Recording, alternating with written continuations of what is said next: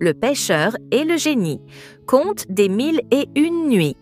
Il était une fois, dans un pays chaud et doré par le soleil, un vieux pêcheur pauvre, mais honnête. Chaque matin, avant que l'aube ne peigne le ciel de rose, il marchait pieds nus vers la mer, son filet sur l'épaule, son cœur plein d'espoir. Depuis des années, il vivait ainsi, tirant de la mer juste assez pour nourrir sa femme et ses 3 enfants. Mais ce matin-là, le destin allait l'attendre au bord de l'eau. Le vieux pêcheur lança son filet dans les flots argentés. Il attendit, priant pour qu'un miracle s'y accroche. Mais quand il le tira, il n'y trouva qu'un vieux pot plein de vases et d'algues. Le cœur lourd, il le jeta de côté et relança son filet une 2e fois. Cette fois encore, rien.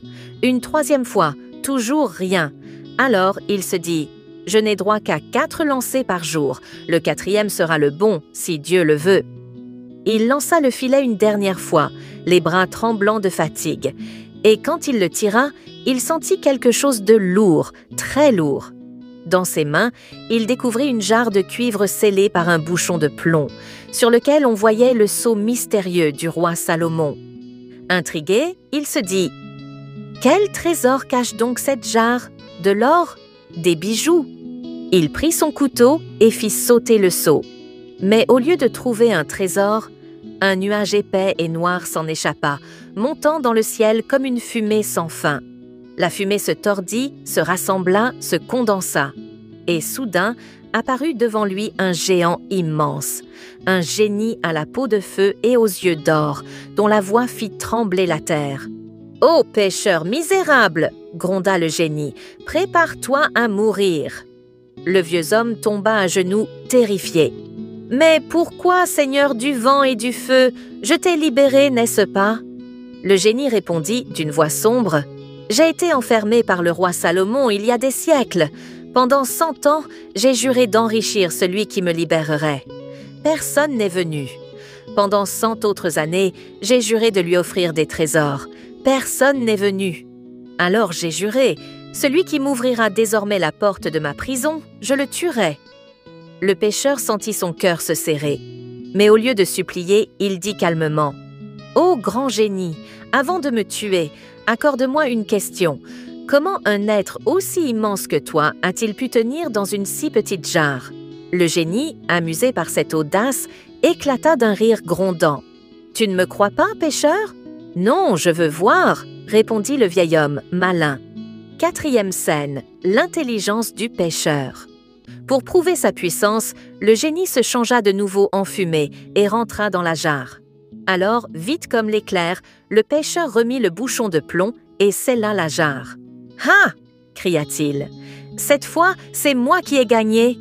Le génie hurla depuis l'intérieur. « Libère-moi, pêcheur, je te promets de te récompenser. » Mais le vieil homme répondit « Je ne suis pas fou.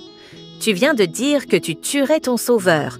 Tu ne mérites pas la liberté. » Le génie supplia, changeant de ton. « Je le jure par le grand nom de Dieu, si tu me délivres, je te ferai du bien, et jamais je ne te trahirai. » Le pêcheur hésita. Il pria un instant, puis, confiant dans la miséricorde divine, il ouvrit de nouveau la jarre. Cette fois, le génie sortit doucement, se prosternant devant le pêcheur. « Suis-moi, » dit-il, « et je te récompenserai. » Ils marchèrent ensemble jusqu'à un grand lac caché dans les montagnes. L'eau y brillait comme un miroir enchanté, et 4 rivières s'en échappaient, chacune d'une couleur différente, verte, rouge, bleue et dorée. « Pêche ici, » dit le génie, « et apporte ces poissons au roi. Tu verras, ton destin changera. » Le pêcheur lança son filet et prit des poissons aux écailles étincelantes de 1000 feux. Il les porta au palais du roi qui, émerveillé, fit venir le cuisinier royal. Mais au moment où le poisson toucha la poêle, un esprit lumineux apparut et laissa un message mystérieux. Le roi, intrigué, fit venir le pêcheur. « Vieil homme, d'où viennent ces poissons magiques ? » « De l'étang que m'a montré un génie, sire. » Alors le roi partit avec le pêcheur pour découvrir l'endroit. Là-bas, il rencontra un prince pétrifié, changé en statue de pierre, victime d'une malédiction. Grâce à la bonté du roi et du pêcheur, le prince fut libéré. Et en signe de gratitude, il fit du vieux pêcheur le plus riche et le plus respecté du royaume. Et toi, cher auditeur, crois-tu qu'il faut toujours faire confiance à ceux qu'on libère ou faut-il se méfier de leur nature? Dis-moi ton avis en commentaire et abonne-toi à la chaîne Contes et Morales pour ne pas manquer la suite de ces histoires magiques pleines de sagesse. La morale du conte. Le vieux pêcheur vécut heureux, mais il n'oublia jamais cette leçon. La force n'a aucun pouvoir face à l'intelligence et à la patience. Et le génie, de son côté, apprit que la gratitude vaut mieux que la vengeance.